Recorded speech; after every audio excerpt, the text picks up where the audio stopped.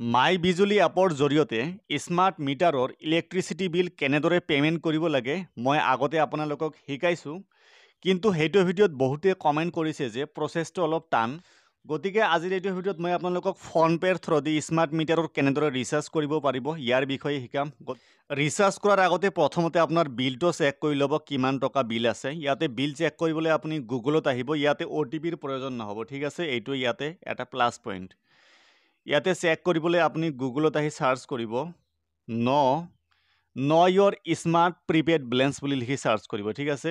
ন ইয়ৰ smart prepaid balance. তাৰপিছত প্ৰথম যিটো লিংক আহিব apdcl.org, প্ৰথম লিংকত ক্লিক কৰিব। তাৰপিছত ইয়াতে এনেকুৱা ধৰণৰ আহিব, ইয়াতে যিটো কনজিউমাৰ নাম্বাৰ হয় ইয়াতে লিখি দিব। তাৰপিছত ইয়াতে কেপচা আহিব, কেতিয়াবা প্লাছৰ আহিব, কেতিয়াবা মাইনাছৰ আহিব। ইয়াতে 7+5 কিমান হৈ যাব, এইটো 12। তাৰপিছত ইয়াতে কনজিউমাৰ নাম্বাৰ মই দিছোঁ। ইয়াতে কনজিউমাৰ নাম্বাৰ আৰু কেপচা ফিল আপ কৰাৰ পিছত ইয়াতে এটা এৰ' আইকন দিয়া আছে, এৰ' আইকনত ক্লিক কৰিব। এৰত ক্লিক কৰি দিয়াৰ লগে লগে ইয়াতে নামটো শ্ব' কৰিব।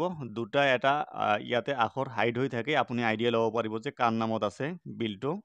তাৰপিছত ইয়াতে কিমান টকা বেলেঞ্চ আছে ইয়াতে শ্ব' কৰিব। মোৰ ইয়াতে 260 মানে 204 টকা 14 পইচা মাইনাছত আছে, ঠিক আছে। জেনেৰেলি এতিয়া লাইন কাটি আছে, 300 টকা পাৰ হোৱাৰ পিছত লাইন কাটি আছে। গতিকে মই এতিয়া আপোনালোকক ৰিচাৰ্জ কৰি দেখুৱাম। বিল কেনেদৰে চেক কৰি নিশ্চয় বুজি পাইছে। ফোনপে'ৰ থ্ৰুদি স্মাৰ্ট মিটাৰৰ ৰিচাৰ্জ কৰিবলৈ ইয়াতে ফোনপে' অ'পেন কৰিব। অ'পেন কৰাৰ পিছত ইয়াতে ৰিচাৰ্জ এণ্ড বিল ছেকশ্যনত ইয়াতে ইলেক্ট্ৰিচিটি এটা অপশ্যন আছে, ঠিক আছে। ইলেক্ট্ৰিচিটি অপশ্যনত ক্লিক কৰিব। ক্লিক কৰি দিয়াৰ পিছত ইয়াতে আপুনি চাৰ্চ কৰিব, আসাম লিখি চাৰ্চ কৰিব।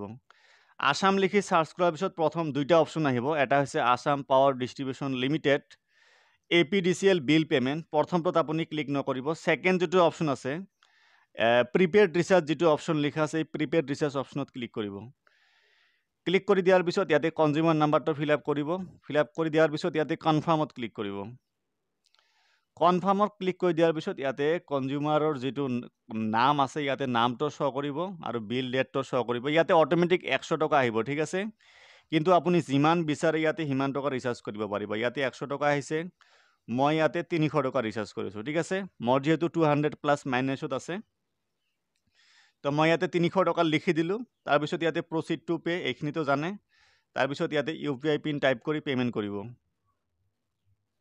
ইয়াতে চাওক পে'মেণ্ট ছাকচেছ হৈ গ'ল। ইয়াতে বিচাৰিলে শ্বেয়াৰ ৰিচিপ্ট, ইয়াতে চাওক শ্বেয়াৰ ৰিচিপ্টত ক্লিক কৰি আপোনাৰ যিটো ৰিচিপ্ট হয় ৰিচিপ্টটো আপুনি প্ৰিণ্ট কৰিব পাৰিব, নাইবা হোৱাটছএপত আপুনি শ্বেয়াৰ কৰিব পাৰিব। মই এইটো হোৱাটছএপত শ্বেয়াৰ কৰি দিছোঁ। এতিয়া চাওক ৰিচিপ্টটো শ্বেয়াৰ হৈ গ'ল। তো ৰিচাৰ্জ হৈ গ'ল। এতিয়া ৰিচাৰ্জটো আপোনাৰ এড হৈছেনে নাই, আপডেট হৈছেনে নাই মই আপোনালোকক দেখুৱাইছোঁ। OTP নালাগে, চিন্তা কৰিব নালাগে। চেক কৰিবলৈ আকৌ এইটো ৱেবছাইটত আহিব। আহি ইয়াতে আপুনি কনজিউমাৰ নাম্বাৰ ফিল আপ কৰিব। তাৰপিছত ইয়াতে 7+6 কিমান হৈ আছে 13। তাৰপিছত ইয়াতে এৰত ক্লিক কৰিব।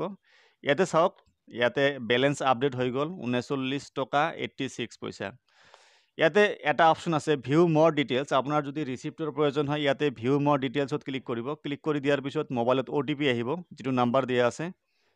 ইয়াতে চাওক ইয়াতে OTP ফিল আপ কৰি ভেৰিফাইড ক্লিক কৰি দিব। ভেৰিফাইড ক্লিক কৰি দিয়াৰ পিছত ইয়াতে আপুনি কিমান টকা বিল পে'মেণ্ট কৰিছে গোটেইখিনি হিষ্ট্ৰী দেখুৱাব।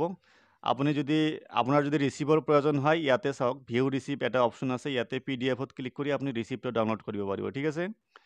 ৰিচিপ্ট ডাউনলোড হৈ গ'ল, মই অ'পেন কৰি দেখুৱাইছোঁ। এইটো হৈছে আপোনাৰ ৰিচিপ্ট।